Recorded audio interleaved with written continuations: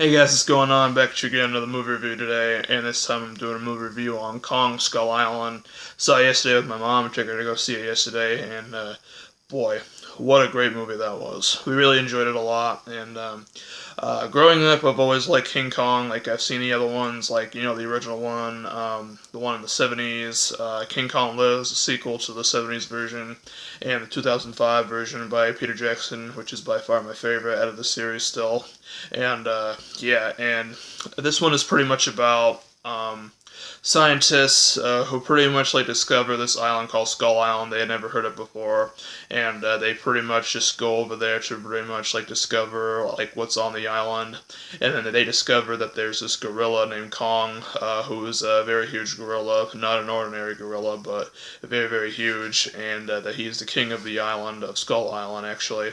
And then they pretty much keep him alive and basically try to help him destroy all the dangerous creatures that are on the island, and that's pretty much the whole premise of the movie. And decided to do like a little story, like on well, not actually like a story, but like an explanation of the movie, just in case for those of you who haven't heard of or seen King Kong yet, which you probably should, but if you haven't, I highly recommend it. But if you want to see King Kong, we definitely check out the old ones first before you see this one. But you can do, I mean, it's all up to you.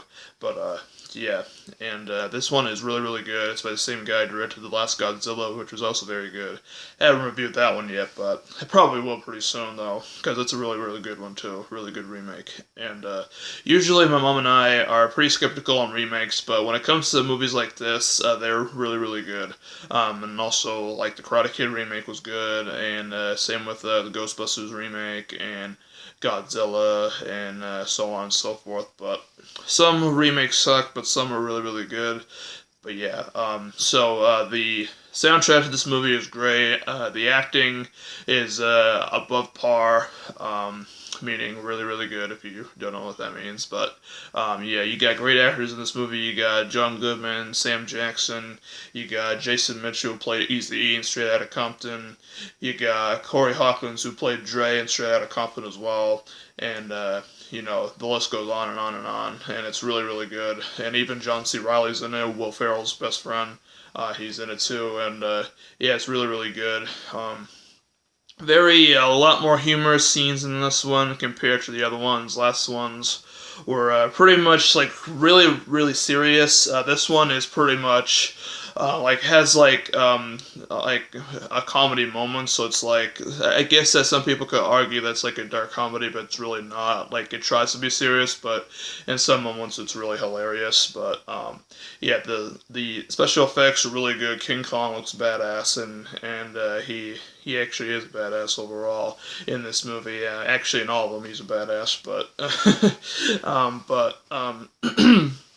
yeah, and I don't get the hate on this movie. A lot of people say that how sloppy is choppy, and that how that the pace wasn't really that great, and that no one cares about the characters and stuff like that. But if you're gonna go see it, don't listen to any of the critics because they don't know everything about movies. But go into what you're thinking about. I wouldn't pay attention to what other people say, but yeah. But if you want to see it, I highly recommend you guys go see it. It's out now. So yesterday, the first day it opened yesterday, and yeah, it was really good.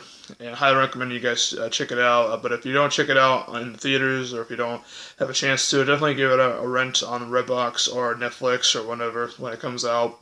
And yeah, that's pretty much it. And stay tuned for more videos like this. And I'll see you guys in the next one. Take care.